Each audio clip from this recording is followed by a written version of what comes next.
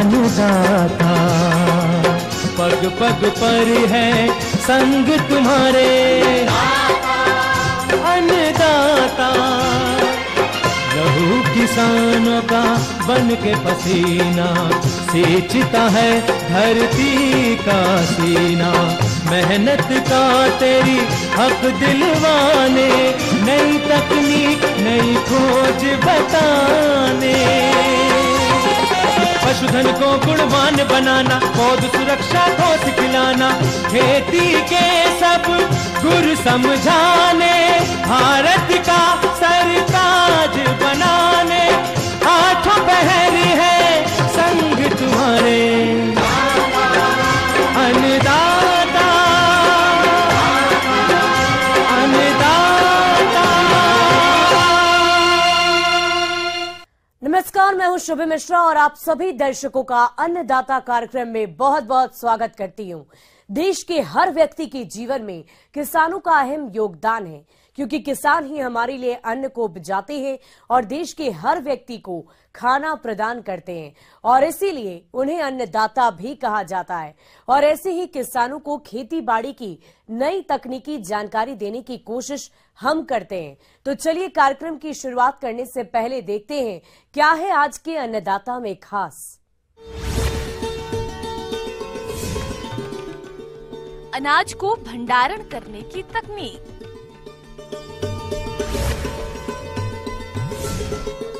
लोबिया की खेती करके किसान कमा सकते हैं अच्छा मुनाफा।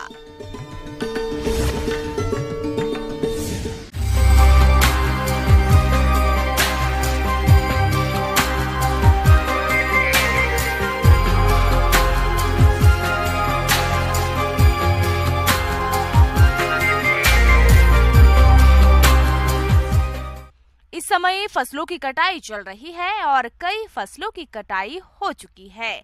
जो भी अनाज मिला है उसका सही भंडारण बेहद जरूरी है, ताकि आगे चलकर उन अनाजों को बेचकर अच्छा फायदा लिया जा सके। लेकिन कई बार भंडारण के कार्य में कमी के चलते इन अनाजों में फफूंद और कीटों का प्रकोप हो जाता है, जिससे अनाज खराब हो जाता है और जिसका खामियाजा किसानों को भुगतना पड़ता है।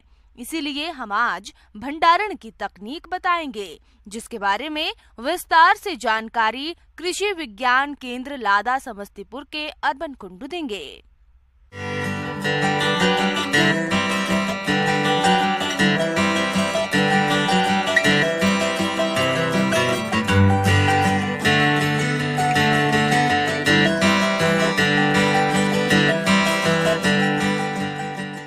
जैसे हम लोग इतना मेहनत करके फसल उगाते हैं, फिर उसको हम साल भर रखने का कोशिश करते हैं ताकि हम आगे बेच पाए या खा पाए।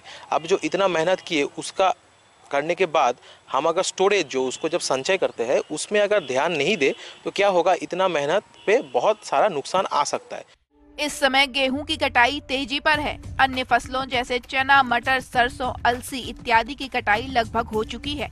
अब इन अनाजों को भंडारण करने का समय है और भंडारण का कार्य बहुत सावधानी के साथ करने की जरूरत होती है। तो इसमें कुछ सावधानियां हमको बरतना पड़ेगा।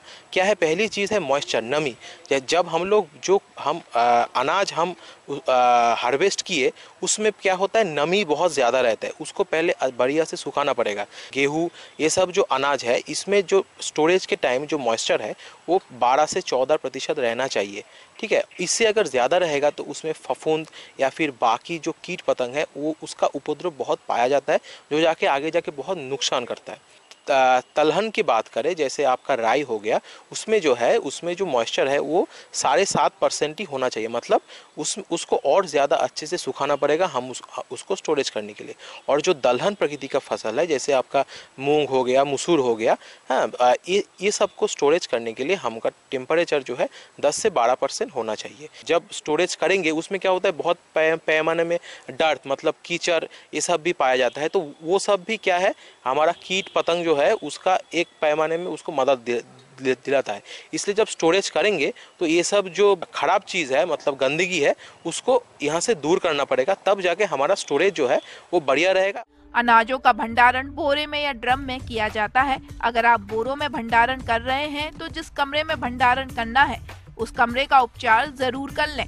इसके लिए मेलाथियान 1 मिलीलीटर प्रति लीटर पानी की दर से घोल बनाकर दीवारों और फर्श पर छिड़काव करना चाहिए। बोरियों में अनाज भरकर रखने से पहले इन बोरियों को मेलाथियान 50 EC के घोल में उपचारित करके सुखाने के बाद भंडारण करें और चूहों से सुरक्षा के लिए 1 ग्राम जिंक फॉस्फाइड के साथ 19 ग्राम सत्तू या आटा में थोड़ा सरसों तेल मिलाकर और 10 ग्राम की गोली बनाकर चूहों के आने जाने के रास्ते पर रख देना चाहिए।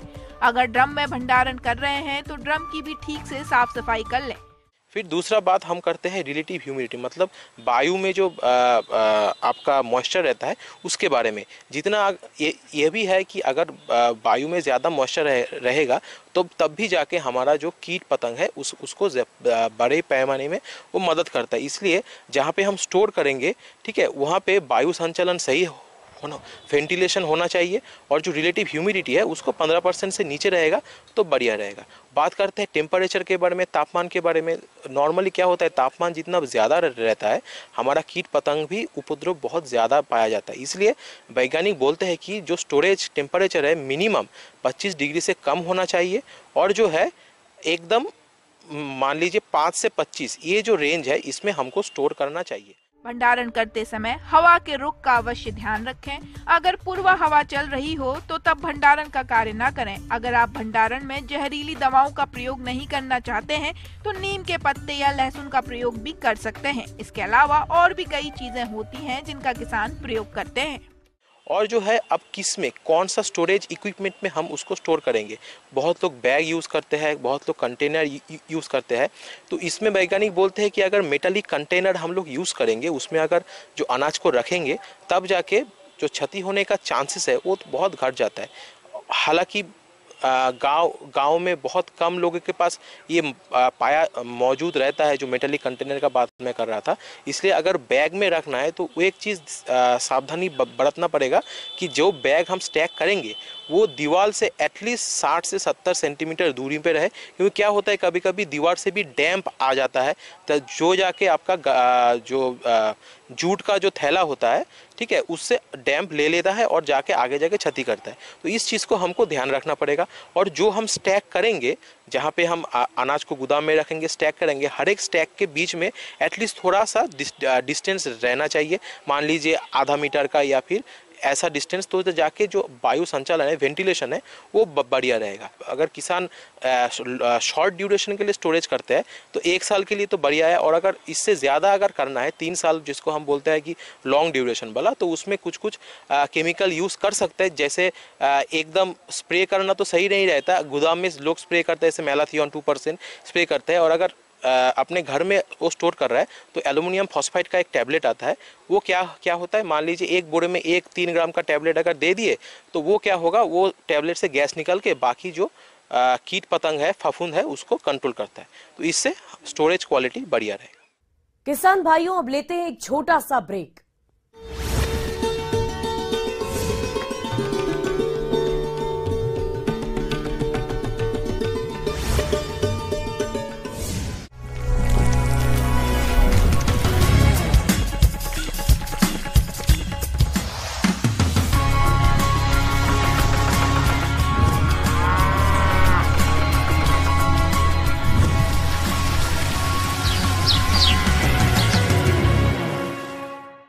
ब्रेक के बाद आप सभी दर्शकों का अन्नदाता में बहुत बहुत स्वागत है।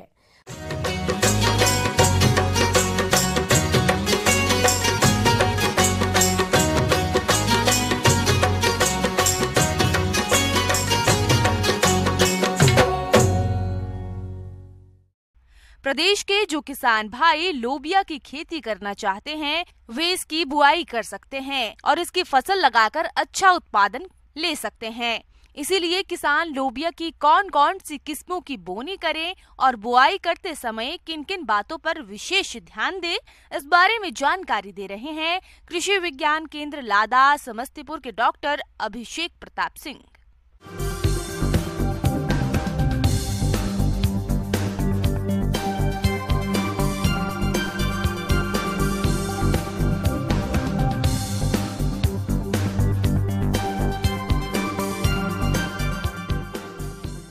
काफ़ी काफ़ी महत्वपूर्ण फसल है और चूंकि यह कम समय में तैयार हो जाता है और यह दलहनी फसल के श्रेणी में आता है, तो इसीलिए हमारी फसलों की उर्वरा शक्ति बढ़ाने के लिए इसका प्रयोग किसान भाइयों को करना चाहिए। अभी इसमें मुख्य एक प्रभेद जो हमारा काशी कंचन जो IAVR वाराणसी से निकला है, उसका काफ़ी यहाँ पे देखा गया है, उसका किसानों के प्रक्षेत्र पर भी काफ़ी अच्छा परिणाम आ रहा है। तो उसका 20 से लेकर के 25 किलोग्राम बीज जो है हमारा 2.5 एकड़ यानी 1 हेक्टेयर के लिए पर्याप्त होता है। लोबिया की खेती के लिए 25 से 30 किलोग्राम प्रति हेक्टेयर की दर से बीजों की आवश्यकता पड़ती है। अच्छी पैदावार के लिए बीजों का उपचार करके ही बोना चाहिए। इसके लिए बीजों को बुआई से पूर्व 2.5 ग्राम थीरम दवा से प्रति किलोग्राम की दर से उपचारित करें और इसके बाद लोबिया बीजों को राइजोबियम कल्चर से शोधित कर बुआई करें। और जब भी हम लोबिया की बुआई करें तो इसमें हम बीज उपचार जरूर करें। बीज उपचार के लिए राइजोबियम कल्चर जो हमारे मार्केट में मिलता है, चाहे हमारे विश्वविद्यालय में भी उपलब्ध है, तो उसका 200 ग्राम कल्चर को 10 किलोग्राम बीज के हिसाब से उपचारित करके अवश्य लगाएं। इसमें बहुत ज़्यादा NPK का काफ़ी मात्रा में आवश्यकता नहीं पड़ता है, लेकिन तब भी अगर हम चाहें तो बेसल डोज में हम कुछ मात्रा में दे सकते हैं। चूँकि ये हमारा दलहनी फसल है, दलहनी फसल में खासियत होता है कि वायुमंडलीय नाइट्रोजन का एकत्रीकरण करता है, तो इसमें नहीं दे सकते हैं तब भी हमारा काम चल सकता है। लोबिया यानी बोदी की फसल के लिए लगभग सभी प्रकार की मिट्टी को उपयुक्त माना गया है। इसे सभी प्रकार की मिट्टी में अच्छे जल प्रबंधन के साथ उगाया जा सकता है। अन्य दालों की फसल की तरह इस फसल के लिए सामान्य बीज बेड तैयार किए जाते हैं। मिट्टी को भुरभुरा करने के लिए खेत की 2 बार जुताई करें और प्रत्येक जुताई के बाद पाटा लगाकर क्यारियां बनाएं। लोबिया की खेती के लिए मुख्य रूप से खेत का जब फसल कटाई के बाद से हम लोग कम से कम 2-3 बार जुताई करें कल्टीवेटर से।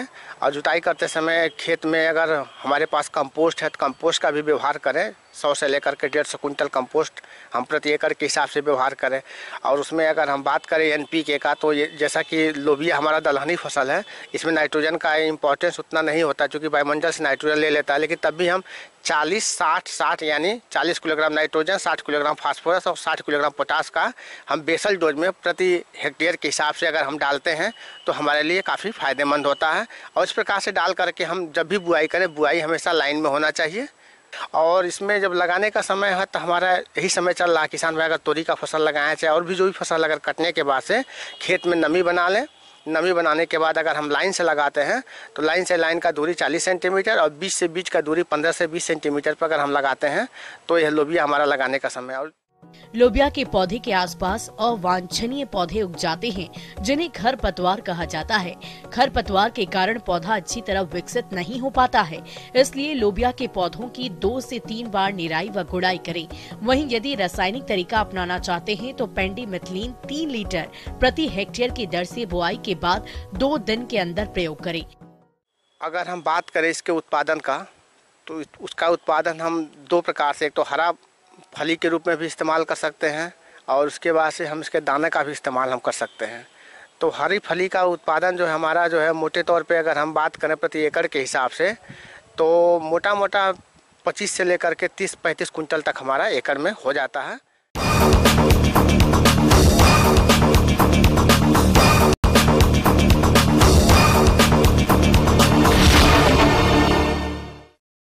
कुश एक प्रकार का तृण है जिसकी पत्तियां नुकीली, तीखी और कड़ी होती हैं। धार्मिक दृष्टि से कुशा घास को बेहद पवित्र समझा जाता है और इसकी चटाई पर राजा लोग भी सोते थे। वैदिक साहित्य में इसका अनेक स्थानों पर उल्लेख है।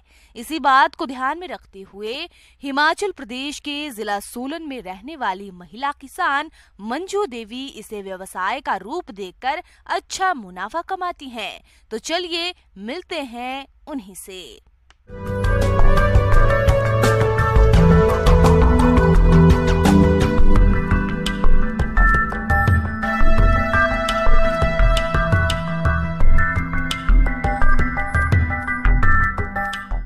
तो जैसे कि आप जानते हैं कि मैं ये कुशा घास का काम करती हूँ। कुशा घास एक बहुत पवित्र घास होती है। इसे अमावस्या के दिन निकाला जाता है।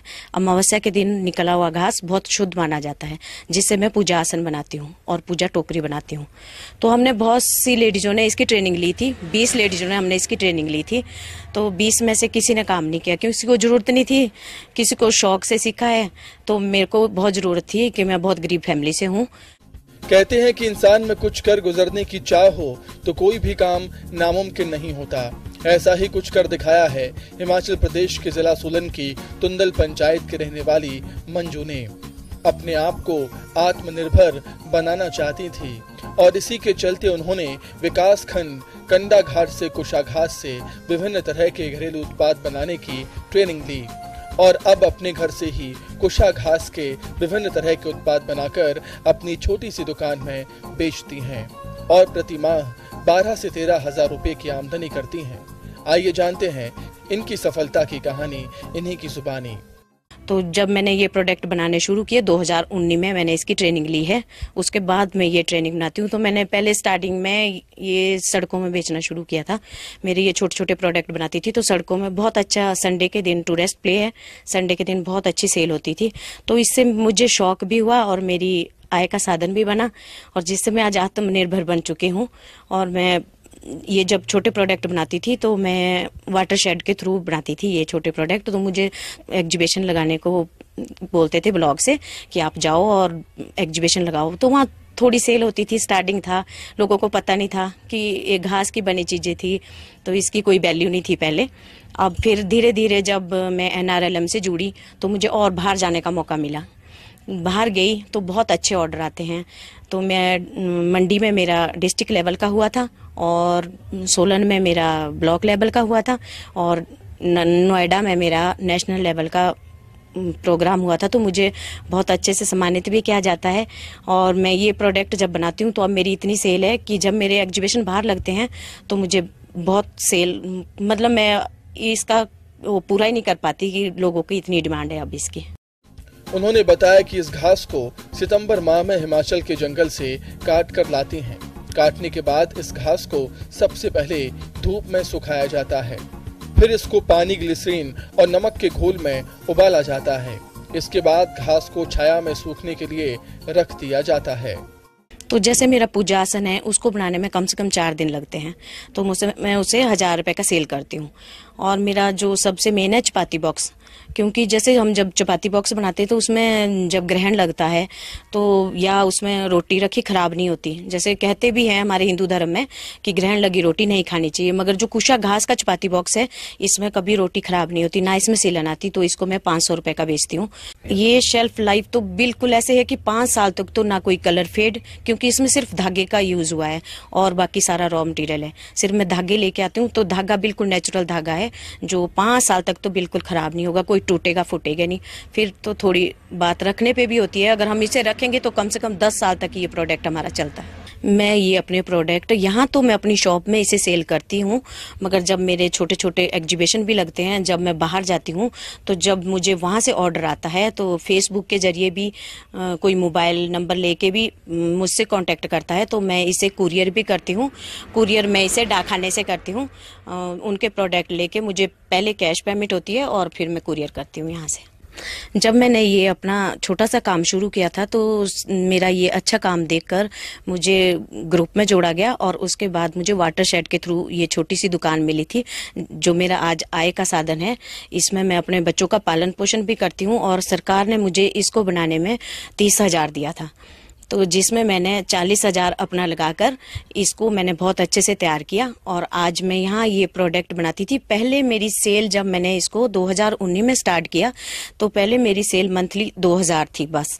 उसके बाद धीरे धीरे जब मैं बाहर एग्जीबिशन लगाने लगी और जब थोड़ा मेरा काम शुरू हो गया तो आज मेरी सेल 12 से 13 हजार तक मंथली है। तो इस तरह से मैं ये अपने विभिन्न प्रकार के सुंदर सुंदर प्रोडक्ट, सजावटी प्रोडक्ट बनाकर अपनी आजीविका कमा रही हूँ और मैं आज आत्मनिर्भर बन चुकी हूँ। आगे और भी है खेती बाड़ी से जुड़ी हुई बहुत सी रोचक जानकारियां यहाँ